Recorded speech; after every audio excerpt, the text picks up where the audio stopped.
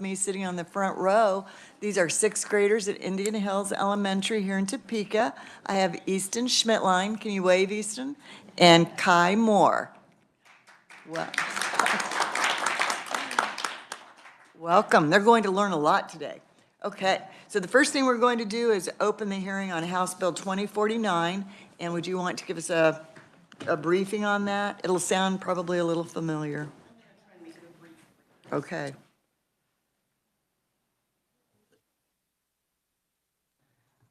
Thank you, Madam Chair, members of the committee. House Bill 2049 updates the public adjuster and insurance agent statutes pertaining to suspension, revocation, denial of licensure, and licensure renewal.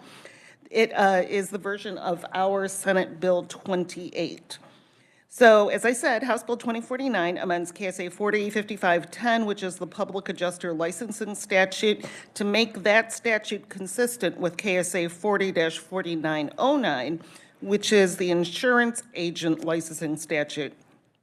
Most of the amendments being made to the statute simply replicate the language from 4909. And then 4909 makes corresponding amendments to its language based on the amendments to the public adjuster statute. So you can see the corresponding amendments there.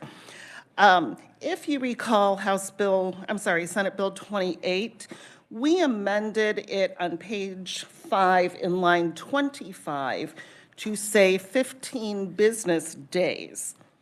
The House Committee on Insurance, in their great wisdom, amended the bill further, and so you can see it, where our amendment would be, they changed it to change the time allowed for a license holder to respond to an inquiry from the commissioner from 15 business days to 14 calendar days, which is quite a bit shorter of a time frame.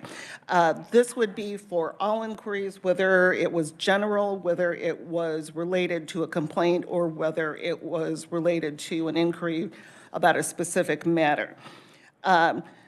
You can see the amendments on the bill on page 2 in line 22. That's the statute relating to insurance agents, and then on page 5 in line 27, which is the public adjuster statute.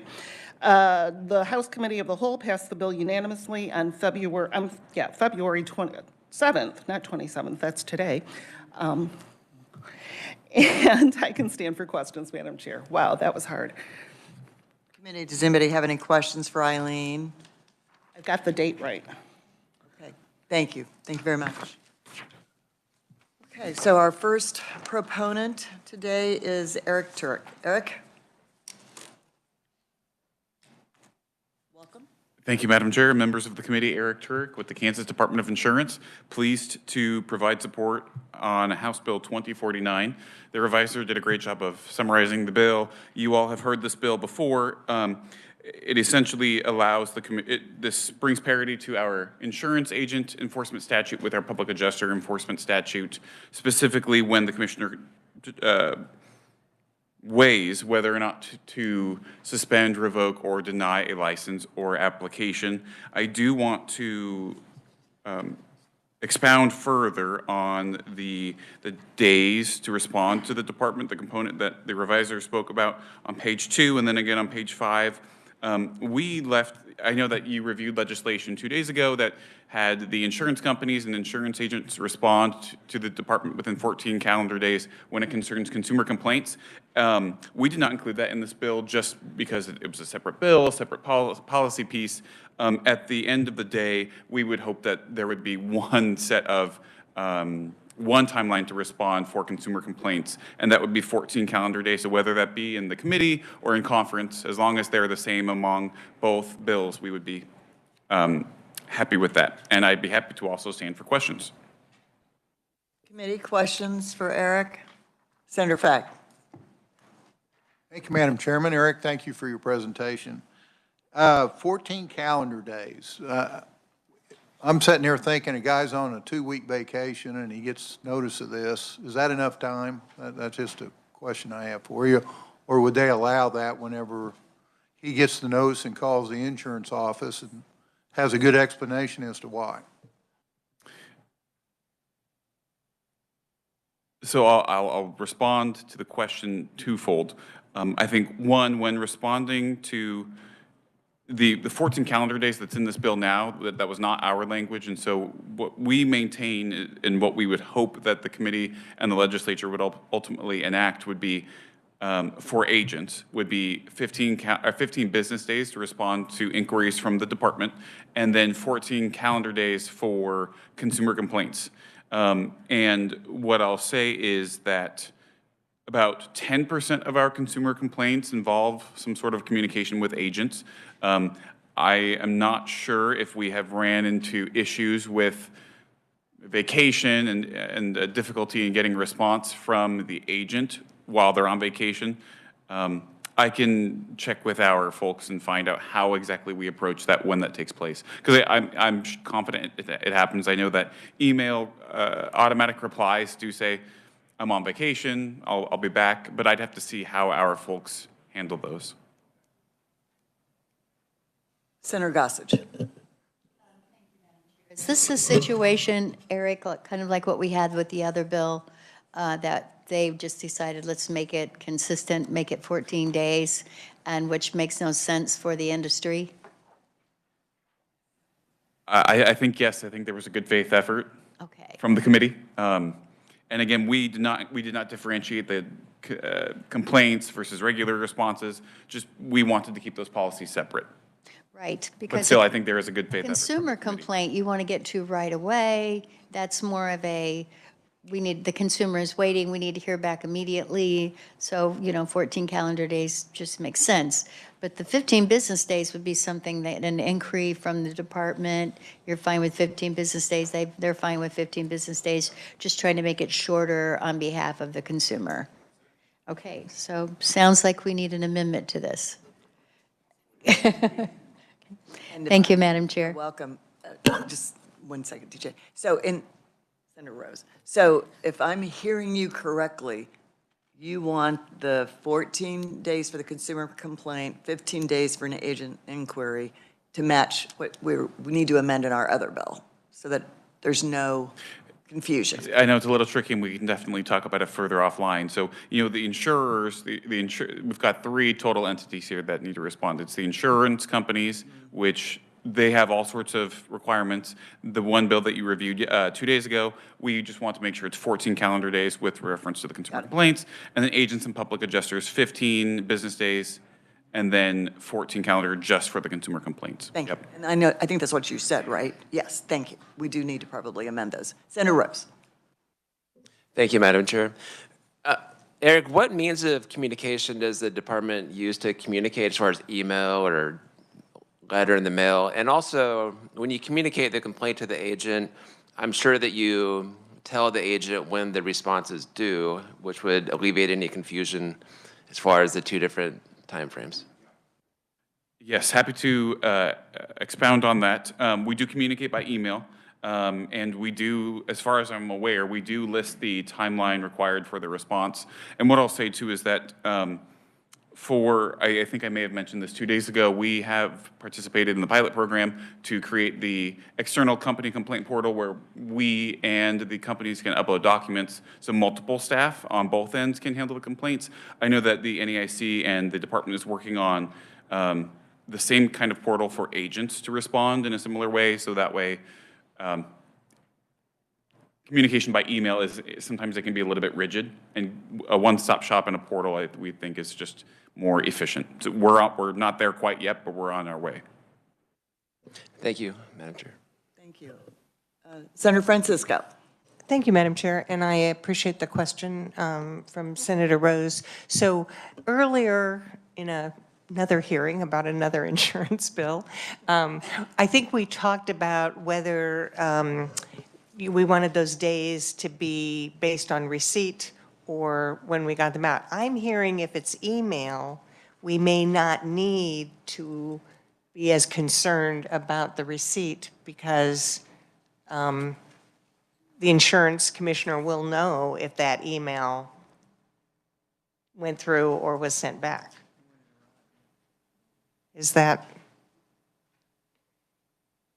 Because for some of these dates, that's one of the things the committee had talked about. Do we need to say from the time that the commissioner sent it? Do we want to say from the time it's received? I'm hearing that if it's an email correspondence, we may not need that receipt, and I'm seeing some nods from another senator who had talked about that. Did you want to respond to that, Eric? I think that there is some concern about when the timeline starts. As long as it's consistent among the insurer statute, the producer statute, and the public adjuster statute, we would be satisfied with that. I believe that the industry has some concern with the current language and I apologize, I'm looking for that bill, and it's not in my packet, concerning the timeline and when that timeline starts. I think that the industry does like the clarity upon receipt, although considering that we don't send anything by mail typically anymore, the receipt would be, I would think, when the email is sent. Yes, I'd like to weigh in on that, yes? Just to throw in the analogs situation, the mailbox rule is that when a document is sent through the U.S. mail, that's the date that you start the clock from. So just for consideration, when we're talking about email, if you wanted to apply the same principle, it would be when the email's sent. Great conversation. Thank you. Any other questions on House Bill? It's Senator Warren. Thank you, Madam Chair. Thank you, Eric, for your testimony. What do other states do as far as a time deadline for consumer complaints made to agents? Sure. To agents, I would have to double check on that. For insurance companies, I know it kind of varies across the board. I would say the standard has been for a long time 15 business days for insurance companies. I think that the 15 business days standard was added into the producer licensing model law, which I believe the grand majority of the states have adopted. I think that that might be the standard also. I know, off the top of my head, I don't know for the states that have lower thresholds for insurance companies. I don't know if that's always equal with the agents when it comes to consumer complaints, but I can look into that and get you some more information. Well, a little follow-up question. So I guess what I'm asking, do other states have the shortened time frame of 14 calendar days for any deadline, whether it's insurance companies, agents? Do they have the shortened 14 calendar days? And if they do, for which part of it? Yeah. Before we introduced this legislation, we reached out to the National Association of Insurance Commissioners, and I can't speak to the agent piece right now, but on the insurer side of things, it really varies. There's, I think one state requires 10 days to respond, 10 calendar days to respond. There's a handful that require 14 calendar days to respond to consumer complaints. It's really all over the place, but I think more than half still require that 15 business days to respond. I don't think that all states have a differentiation of this is the timeline for complaints, this is the general timeline. It's kind of, it's varied. But I can get you the information that I've received from them. That'd be great. Thanks. Thanks, Madam Chair. Senator Gossage. I would just say for a matter of clarification, Madam Chair, for the committee, that is, most of the time, those complaints are going to go to the insurance company. They don't go directly to the agent, and then the insurance company sends it to the agent because the agent is working on behalf of the insurance company. That's why they pay that $2 fee or whatever it is. So it goes to the insurance company. They look to see which agent wrote this policy, and then they reach out to the agent to have the agent respond. Thank you very much for that. Any other questions on House Bill 2049? Okay, thank you, Eric. We have we have a written proponent testimony on this bill, and it is Craig Sepich, the Director of Office of Strategy, Policy, and Government Affairs for NICB, and I think you saw something similar when we did this as Senate Bill 28. We don't have any neutral, we don't have any opponent. So at this time, I will close the hearing on House Bill 2049. Okay, let's open the hearing on House Bill 2046. Eileen? would you like to give us a little briefing on that?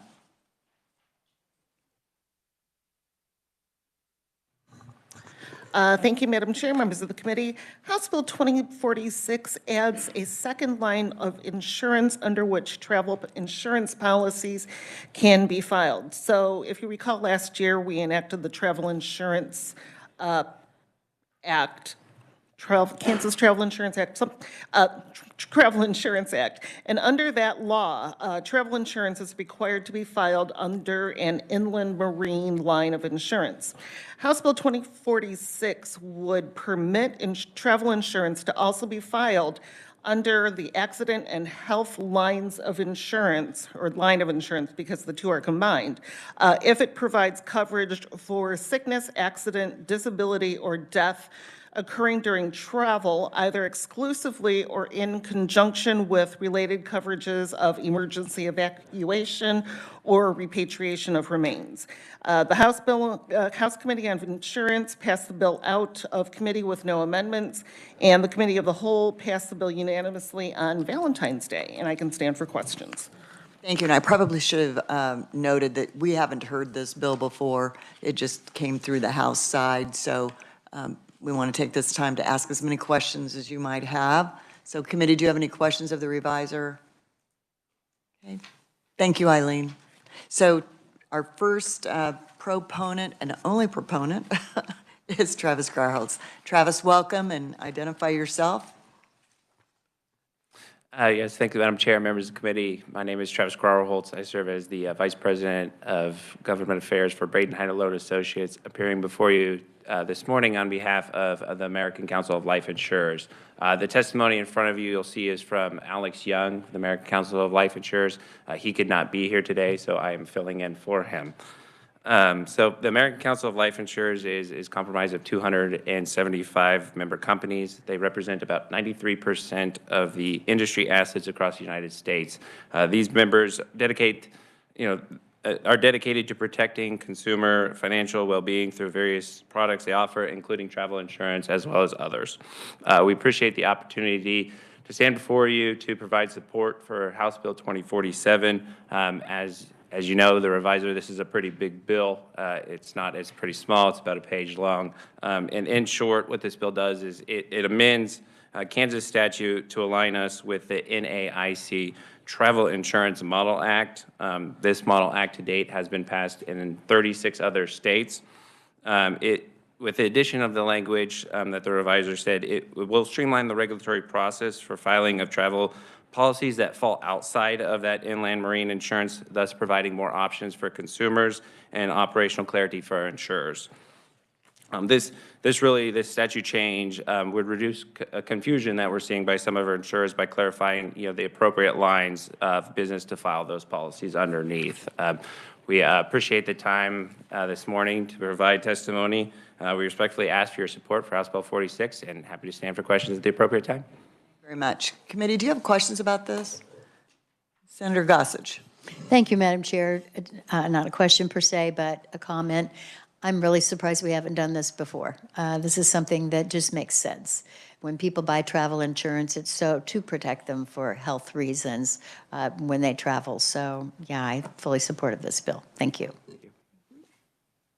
Very good. Senator Bagg? Thank you, Madam Chair. I kind of follow up with Senator Gossage on that. When you say 36 other states, I wonder why it hasn't shown up here before. That's the only comment I'd have. Thank you. Any other questions for Senator Argabright? I don't have a question. I'm just going to agree with the other two senators. Thank you. There's some things that come before us that are kind of common sense, aren't they? Very good. Anybody else? All right. All right. If there were no other proponents, there's no opponent, there's no neutral, so we will close the hearing on House Bill 2046. Committee, we don't have any more work for today. We have our agenda for next week that I think we'll get to you. We're having 2 and 3 hearings a day, and if we have time, if they're quick hearings like today, we'll work some bills that we've already heard as both Senate bills and House bills. If you have any amendments that you want to bring on any of these bills, check with Jackie to see what we're thinking we're going to do in the order that we're going to do them in, and of course Eileen It would be important if you're drafting these amendments, that you know that. So, any questions for anybody? No meeting on Monday, Tuesday, Wednesday, Thursday. Hearings working. Okay, thank you so much.